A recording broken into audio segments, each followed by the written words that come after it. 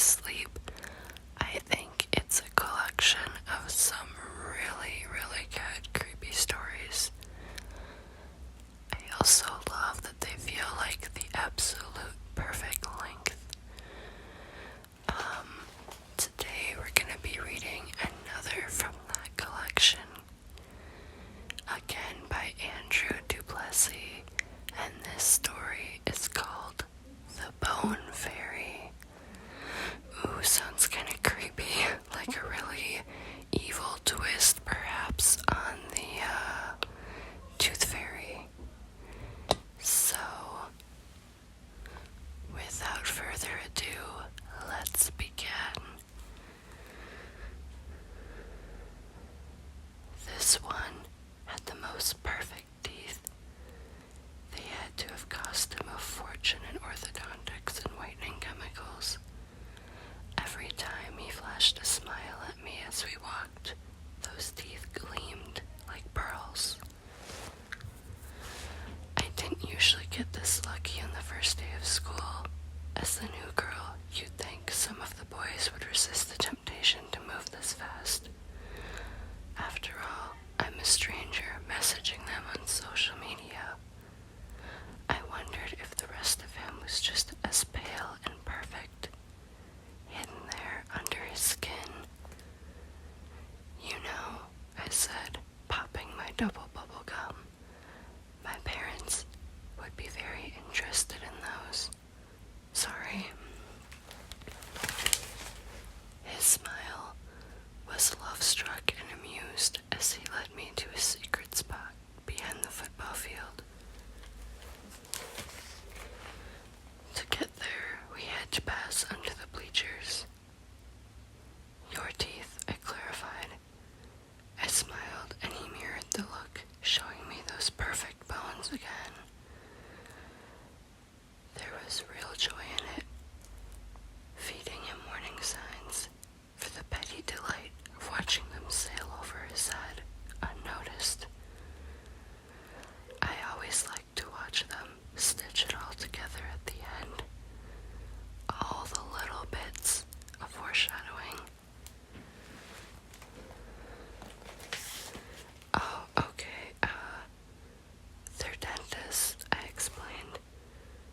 Right, yeah, one of those.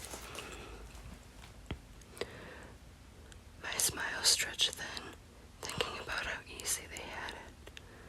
This will be easier when I take over their practice. That one too whizzed past him. He simply giggled and gripped my hand harder, leading me past the edge of the dark football field. The school felt empty finally. Here it is, he announced so proudly. You'd think we'd be looking over a beautiful beach or cityscape. Wow, I responded. Hopefully my reaction was sufficient. What do you think? He said. I took his hand. His fingers were hot. I kept rubbing my fingers over his knuckles, testing the bones underneath. He stared at me with those shallow, empty eyes humans so often have, a blank cow stare. I squeezed his fingers. It's perfect. He kept blabbering, talking about how unique I was and how happy he was that I transferred to the school. Funny, I thought. With each compliment, I recalled several times. He'd committed almost the exact same words on other countless social media posts. Did these lines really work on people?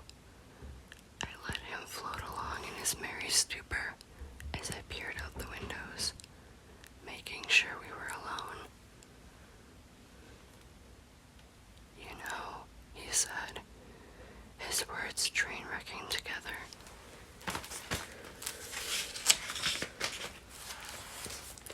I almost didn't respond to your DM. There are so many bots these days. Everyone seems fake. Not you, though, he chuckled. You sure? Behind me, his hands reached reach for my waist. Are we all alone? He gave a dopey giggle. No one ever comes out here. I pulled him closer by his shirt collar and pressed my mouth to his. I pushed him into the space between the mowers. He stumbled and laughed, but put both his arms around me to pull me closer. That was when I let my glamour slip. I had worn the guise of a pretty young thing, slender, tight clothes, Instagram perfect. But when he pulled away from our kiss, I let him see what I truly was. His face warped. He had the most delicious confusion, panic, uncertainty. Something's wrong with you, or something's wrong with me. I blinked at him. I knew how I looked. Mottled gray skin, a face like death. He was right to fear me. What are you? He cried. I'm the bone taker and the bone maker. I sunk my fingers in under his flesh. It gave like jelly. They call me the bone fairy.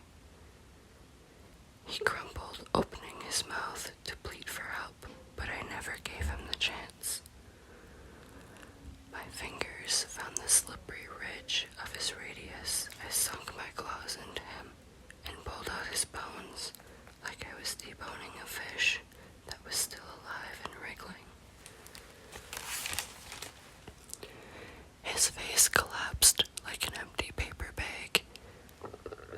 He deflated, all limp skin holding in organs that tumbled together in the wet sleeve of his body. His eyes were a pair of marbles rolling across the concrete. I dipped my hand into the useless sack of mouth and pulled out a handful of bloody teeth.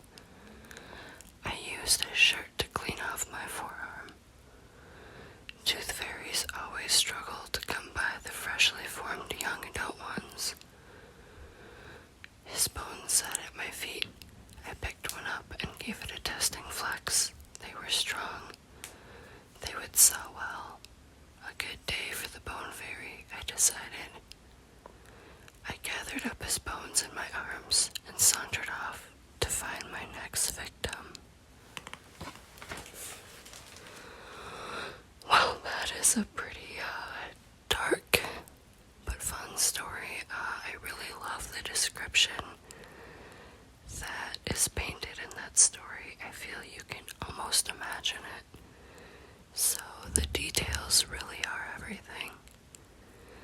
I hope you guys enjoyed this story.